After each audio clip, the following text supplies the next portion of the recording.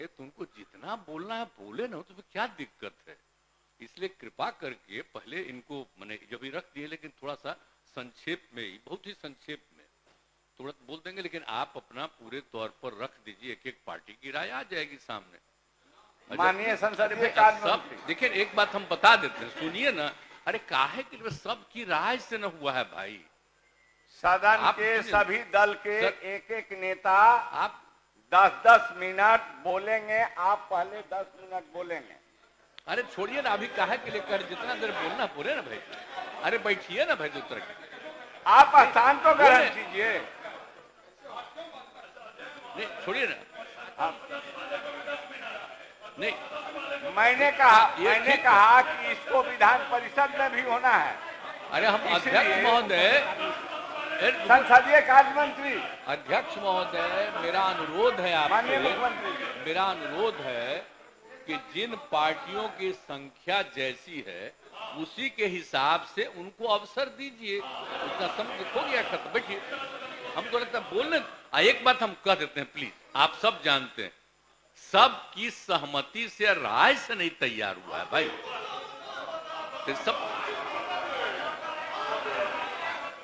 तो सबकी सहमति से सब कुछ कर दिया गया है। अब जो बात आ गई है तो अपनी बतवा रखिए ना।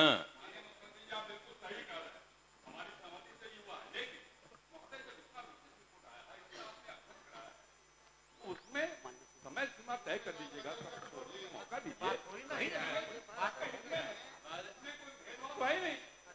हम भी इसके समर्थन में, आप भी समर्थन में। माननीय, अपनी बात करने से रोकना क्यों चाहते हैं? माननीय संसदीय कार्य मंत्री, इतना महत्वपूर्ण विषय है, फिर रोकना क्यों चाहते हैं? माननीय संसदीय कार्य मंत्री। अध्यक्ष महोदय, मैं सबसे पहले सरकार की तरफ से आसन का और इस सदन के सभी दलों के माननीय नेताओं के प्रति सरकार की तरफ से हम आभार प्रकट करते हैं कि मुख्यमंत्री जी के नेतृत्व में सभी दलों के समर्थन से बिहार सरकार ने एक ऐसी ऐतिहासिक उपलब्धि हासिल की है जिसकी पूरे देश में कोई मिसाल नहीं है। महोदय, सभी लोग अवगत हैं कि आज इस सदन के गठन के पूरे 111 वर्ष हो गए और इस दरमियान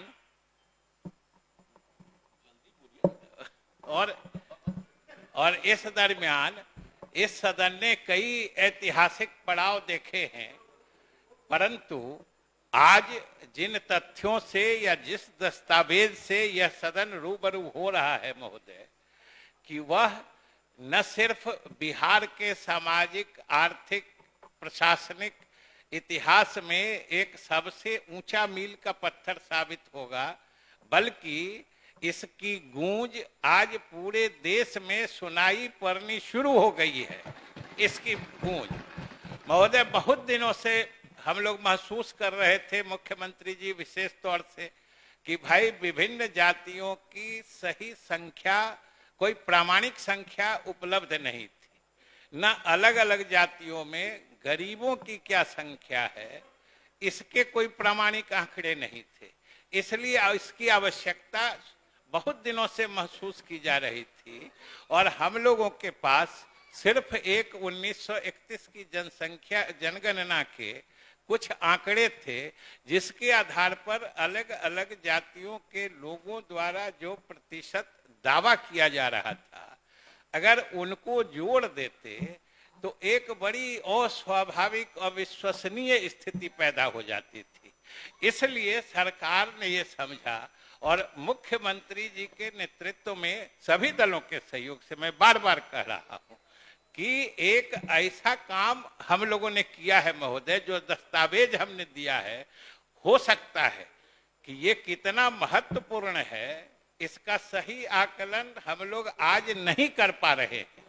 आने वाले समय में महोदय, जितने सामाजिक आर्थिक संस्थान हैं, जहां कहीं अध्ययन होता है, जितने विशेषज्ञ हैं, उन सब लोगों के लिए ये जो दस्तावेज आज हम लोग सरकार की तरफ से मेज पे रखे हैं और सभी लोगों के बीच हमने वितरित किया है, ये आने वाले दशकों तक, पीढ़ियों तक ये एक संदर्भ दस्तावेज हो जाएगा, रेफरेंस डॉक्यूमेंट हो जाएगा महोदय। इसलिए हम सरकार की तरफ से सभी माननीय सदस्यों को आश्वस्त करते हैं कि आपके सहयोग से सरकार ने ये बड़ी ही ऐतिहासिक उपलब्धि हासिल की है महोदय।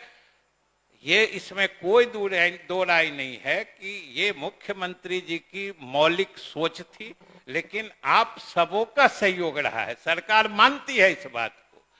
दूसरे जो भी आंकड़े हमने एकत्रित किए हैं वे सभी महोदय स्वैच्छिक हैं, स्व घोषणा के आधार पर जो नागरिकों ने अपने बारे में, अपने परिवार के बारे में जो सूचनाएं, जो आंकड़े दिए हैं वही हमने इसमें शामिल किया है और उसी को हम प्रस्तुत कर रहे हैं महोदय। जहां तक जातियों की बात है, जातियों की संख्या इसमें लगभग 215 है। सामान्य श्रेणी के 7 जातियां हैं, पिछड़ी वर्ग के 30 जातियां हैं, अति पिछड़े वर्ग के 112 जातियां हैं, जो अनुसूचित जाति है उसकी 22 जातियां हैं, अनुसूचित जनजाति की 32 जातियां हैं और कुछ ऐसी जातियों का भी उल्लेख आया है जो कहीं सूचीबद्ध नहीं है, वैसे 12। कुल मिला के महोदय 215 जातियां हैं। और कहीं कहीं से जब आवाज आती है कि इनकी संख्या घटा दी गई, बढ़ा दी गई या किन्हीं को कोई दिक्कत होती है, तो महोदय किसी जाति के संख्या या उसके प्रतिशत में कोई बढ़ना या घटना ये किसी जाति विशेष की उपलब्धि या उसकी असफलता का द्योतक नहीं होता है। इसके कई कारण होते हैं महोदय। और मैं अब आंकड़ों की प्रामाणिकता के बारे में सिर्फ 2 बात कहना चाहता। एक तो हम लोग जब आंकड़ा संकलित कर रहे थे महोदय, उसी समय कि हमारे आंकड़े शुद्ध रहें, सटीक रहें, इसलिए इसमें से 5% जो गणना की इकाइयां हैं, जैसे वार्ड है, पंचायत है, उनका हम लोगों ने जो क्रम रहित नमूना कहते हैं, रैंडम सैंपलिंग करते हैं, उसको निकाल के फिर दूसरे अधिकारियों से उसको हम लोगों ने फिर सत्यापित कराया है और उसमें त्रुटि नगण्य पाई गई है। और महोदय मैं सिर्फ एक उदाहरण जरूर देना चाहता हूं कि आप देखिएगा, सभी आंकड़े आपके पास पहुंच चुके हैं कि हम लोगों की गणना में बिहार में गरीबों की संख्या 34.1% आई है। और आप सब ने देखा होगा कि अभी कुछ ही दिन पहले भारत सरकार के नीति आयोग ने एक, जिसको बहुआयामी गरीबी सूचकांक कहते हैं, मल्टी डायमेंशनल पॉवर्टी इंडेक्स, उसमें बिहार में गरीबी को उन लोगों ने 33.78, मतलब वो भी लगभग 33.8 है गरीबों की संख्या, उन्होंने गरीब परिवारों की संख्या निर्धारित की है। और हमने जो अपने स्तर से गरीबों की पहचान की है उसमें भी वो 34.1 आई है। ये कितना मतलब दोनों सच्चाई के करीब है ये हम बताना चाहते हैं। जबकि उन्होंने जो वो इंडेक्स बनाया था सूचकांक, वो देश ही भर के अर्थशास्त्रियों विशेषज्ञों की मदद से नहीं, विश्व भर के अर्थशास्त्रियों की मदद से नीति आयोग ने वो सूचकांक बनाया था और उस पर बिहार में गरीबी 34.1 आई थी। और हम लोगों के जो हमने मांगा है, हमने बताया है प्रतिवेदन में कि जिस परिवार की मासिक आय 6,000 रुपए से भी कम है उसको हम लोगों ने अपनी गणना में गरीब माना है। और ये स्वाभाविक था क्योंकि इसी आधार पर आगे की कार्रवाई करनी थी महोदय। और इसी हिसाब से हम आगे बढ़ रहे थे सब लोगों के समर्थन से। और महोदय एक बात और मैं कहना चाहता हूं कि जिस ढंग से इस मामले को न्यायालय में घसीटा गया, 14-15 मुकदमे उच्च न्यायालय में हुए, 5 मुकदमे उच्चतम न्यायालय में हुए, लेकिन हमने कितने सही, आपने भी निर्णय में आप भी शामिल हैं कि ये जो कुछ अति ज्ञानी लोग होते हैं महोदय, बुद्धि विलासी लोग, जिनको जरूरत से ज्यादा बुद्धि रहती है, उनके बुद्धि का बहाव आजकल लोकहित याचिकाओं के माध्यम से होता है। अब वो उसको लिए न्यायालय में पहुंच जाते हैं। तो सिर्फ मैं उच्च न्यायालय के एक ऑर्डर जो अंतिम आदेश दिया था, हालांकि थोड़े दिन के लिए लोगों ने गुमराह करके स्थगित भी करा दिया, लगभग 100 दिनों से अधिक की देरी हो गई जो हाईकोर्ट ने स्थगित कर दिया। लेकिन अंतिम आदेश में, फाइनल आदेश में जो उच्च न्यायालय ने कहा है वो जरूर सब लोगों ने देखा होगा और उसको मैं जरूर कहना चाहता हूं कि we find the action of the state to be perfectly valid, initiated with due competence, क्योंकि कुछ लोग कहते थे राज्य सरकार को अधिकार नहीं है, with legitimate aim of providing development with justice, जो मुख्यमंत्री का सिद्धांत है, न्याय के साथ विकास, as proclaimed in the address to both houses and actual survey to have neither exercise nor contemplated any coercion to divulge the details and having passed the test of proportionality। मतलब किसी को ये नहीं किया गया है, बाध्य नहीं किया गया है और सरकार ने बिल्कुल सही किया है। thus not having violated the rights of privacy, निजता के अधिकार के हनन की भी बात हो रही थी, not violating the rights of privacy of individuals, especially since it is in furtherance of a compelling public interest, which in effect is the legitimate state interest।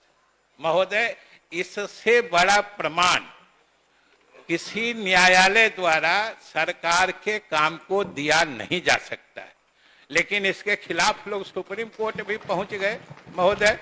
तो वहां क्या कहा महोदय, जो हमने कहा कुछ बुद्धि विलासी लोग भी हैं, अति ज्ञानी लोग, उनको सुप्रीम कोर्ट ने, जो जस्टिस वहां BR गवई है, अभी हमने देखा था समाचार पत्रों में, कल परसों पटना भी वो आए हुए थे, कि उन्होंने क्या कहा कि this is not a public interest litigation, this is publicity interest litigation. मतलब जो लेके गए हैं वो सिर्फ पब्लिसिटी चाह रहे हैं, गो टू हाई कोर्ट। इसलिए महोदय, सरकार के कामों को जिस तरीके से न्यायालय ने उचित ही नहीं, न्याय संगत और न्याय के विकास के सिद्धांत के अनुरूप बताया है महोदय, वह सरकार के मंशा को बिल्कुल लोगों के सामने स्पष्ट कर देता है महोदय। और अंत में महोदय, चूंकि बहुत सारे लोगों को बोलना है, ये जो आंकड़े आपको दिए गए हैं, इससे कुछ बड़े अच्छे निष्कर्ष सामने आते हैं, खासकर जो सामाजिक आर्थिक विकास का महोदय पैमाना होता है, चाहे वह साक्षरता दर हो, चाहे गरीबी हो, चाहे जो लिंगानुपात जो कहते हैं, सेक्स रेशियो जो कहते हैं, प्रति पुरुष कितने महिला मतलब होती हैं समाज में, तीनों स्तर जो सामाजिक विकास आर्थिक विकास का पैमाना होता है, उसमें बिहार की उपलब्धि महोदय असाधारण है।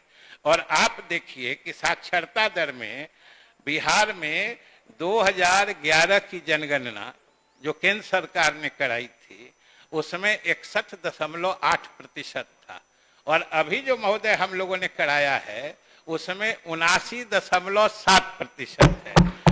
और महोदय, सबसे आपको और सदन के सभी माननीय सदस्यों को सुन के अच्छा लगेगा कि यह जो साक्षरता दर बढ़ने का प्रतिशत है, ये पुरुषों से कहीं ज्यादा महिलाओं में है, जो माननीय मुख्यमंत्री जी के नीतियों के कारण हुआ है।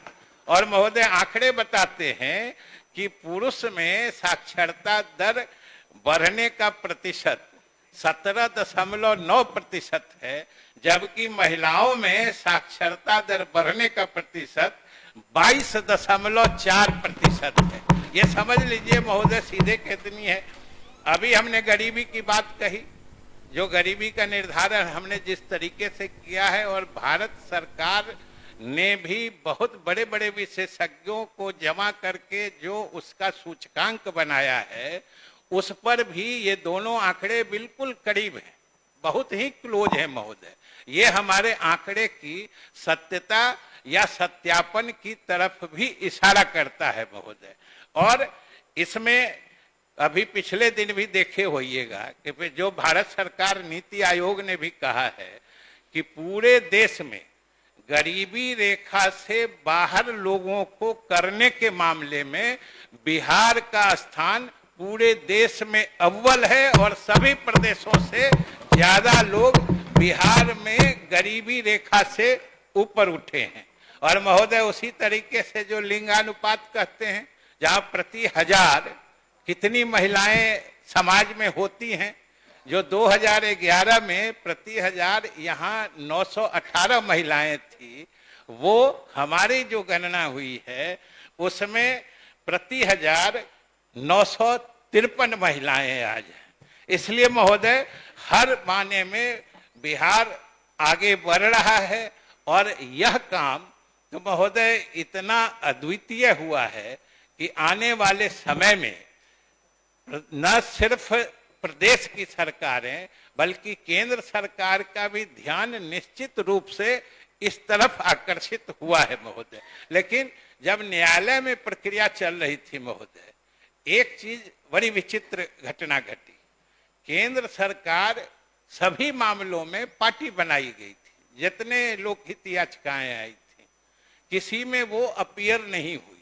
लेकिन जब उच्चतम न्यायालय में दूसरे लोकहित याचिका की बात चल रही थी, अचानक से केंद्र सरकार की रुचि जग गई और महोदय उन्होंने, सबसे तो समझ में बात नहीं आई कि इनके, तो महोदय हम ये कहेंगे महोदय कि ये सरकार जिसका प्रतिवेदन हमने आपके सामने सभी सदस्यों के बीच रख दिया है, जो सभी को उपलब्ध है। अब हम सदन से और सभी दल के नेताओं से अनुरोध करेंगे सरकार की तरफ से कि सब लोग अपनी राय रखें। बहुत बहुत धन्यवाद। माननीय सदस्यगण,